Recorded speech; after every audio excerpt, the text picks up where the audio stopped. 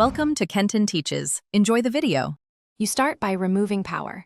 Disconnect the battery negative terminal so you won't short anything while you work. Once done, take out the lower dash trim pieces and remove the 3/4 Phillips screws that secure the instrument cluster. Place each screw in a labeled cup so reassembly is foolproof. Next, use a plastic trim tool and very gently pry the cluster bezel free. Work around the edge to release the clips rather than forcing the plastic, because broken clips complicate the repair. You'll slide the instrument cluster forward about 2 to 3 inches and support it with one hand while you remove the wiring harness connectors with the other. Depress the locking tabs and pull straight back. Once the cluster is free, remove the small screws and rotate it to access the rear bulb sockets. Pull each wedge-style bulb straight out.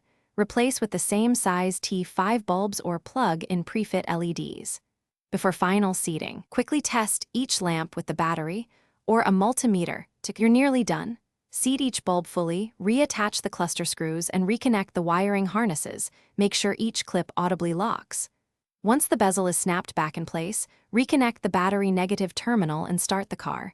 Verify every dash light, gauge backlight, and dimmer range works. If a light doesn't come on, try swapping that bulb with a known good one, inspect the connector for corrosion, and check the instrument fuse. If needed, wiggle the harness while observing lights to uncover intermittent connections. Thanks for watching. Please subscribe if this video was helpful.